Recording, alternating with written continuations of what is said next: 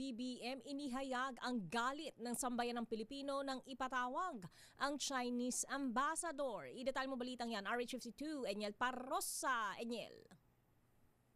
Misaya at Lakay, kinatawan ni Pangulong Bongbong Marcos ang collective anger o galit ng buong Pilipino ay ipatawag ang Chinese ambassador. Kasunod ng pinakahuling marahas na insidente sa Ayungin Shoal, ayon kay Defense Secretary Gilberto Chodoro Jr., ito ang naging laman na pag-uusap ni PBBM at Ambassador Jing Tuan na unang inilarawan ng dayuhan bilang isang constructive dialogue.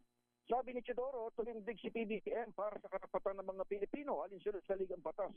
Importante umanong mabigyan din ito lalo't kilala ng marami si Presidente bilang isang diplomatically proper na tao. Samantala, pinuna ng kalihim ang paglabag umano ng Chinese ambassador sa embargo dapat na naturang pakikipag-usap kay PBBM. Naura ng sinabi ng Malacanang na nawagan ng reset si Marcos Jr. pang hindi na maulit ang insidente ikinasugat ang dalawang Philippine Navy personnel. Ako, Daniel Parrosa, DZRH, una sa Pilipinas, una sa Pilipino.